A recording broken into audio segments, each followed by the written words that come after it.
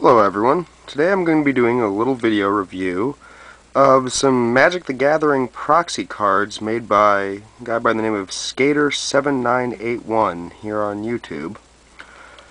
What you see here before you are proxy cards. These are not real Magic cards. They're all proxies, all of them, which basically means they're used in vintage format tournaments to play with cards that you normally would not be able to afford unless you were fairly wealthy.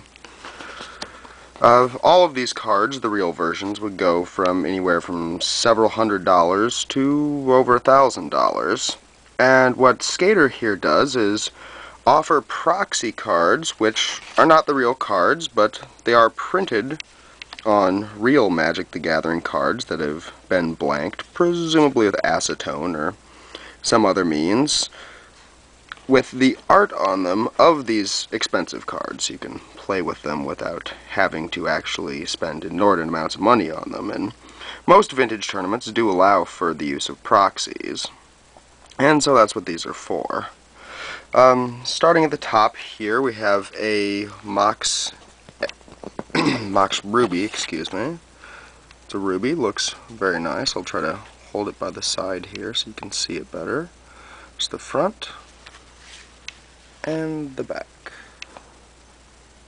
Now you probably can't see it on the camera, but these do have a little blue line in the middle between the two cardboard layers of the card, which indicates these were printed on real Magic the Gathering cards. And here you have the Mox Jet, next one.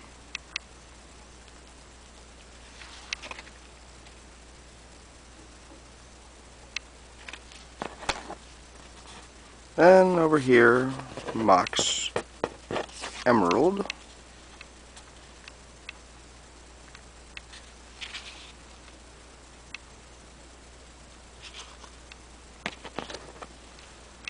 Two Black Lotuses.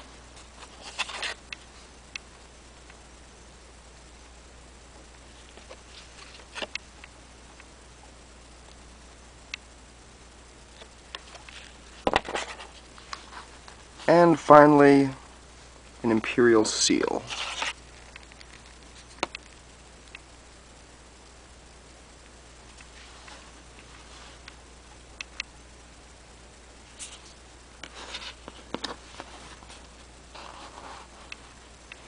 So let's talk about the quality of these proxy cards. The first thing you'll notice is that they do look very much like the real thing, if you're at all familiar with the real versions of these cards. Unfortunately, I don't have any of the real version on hand to compare with, but I assure you they are very similar. There are a couple differences. I was able to actually compare this Mox Ruby up here to one of my friend's real Mox Rubies yesterday, and the biggest difference I noticed was with the border here, the frame of the card. On the real one, this frame is quite a bit lighter in color. It's still brown and looks very similar, but you do notice it's lighter in color. Also, my camera is probably not good enough quality to show this, but the artwork on the proxy card, while very nice looking, does look a little softer than the real one, so there are subtle differences. It looks very similar, it's very well done, very high resolution. It's hard to imagine this was printed on anything less than a professional graphics printer. And they look fantastic. There are some small differences, I've said, so obviously I would highly discourage anyone from purchasing these proxy cards from Sk8er and trying to pass them off as the real thing, because, well, there are enough differences that you'll notice they're not. However, these sure beat the heck out of writing the word Mox whatever on a basic land card, sleeving it up, and then playing it as your proxy.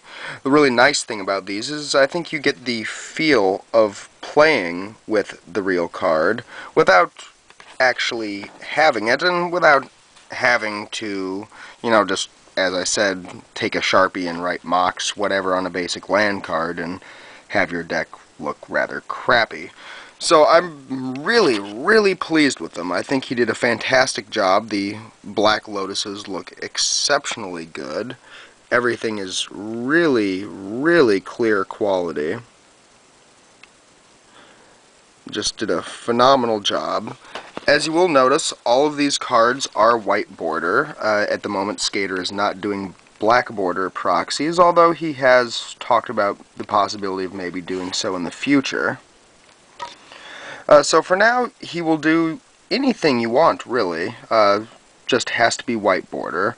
Whether it's a Black Lotus, Moxen, any of the Power 9, or other little oddball cards like this Imperial Seal here.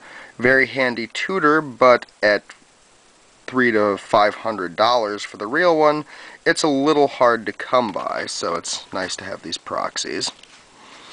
I'm sure I will use these cards for many long years. They seem like they're printed with really good quality ink and will stand up to the test of time quite well, I'm sure. And at the price of $10 each, I think they were a reasonable investment. Get a lot of neat looks from people at the card shops when I'm using these to play casually, and the next time I participate in a vintage tournament, it'll be really good to have some much nicer looking proxies than the basic land cards I have been using. So again, this is a video review of Sk8er's Magic the Gathering proxy cards. Hope you enjoyed.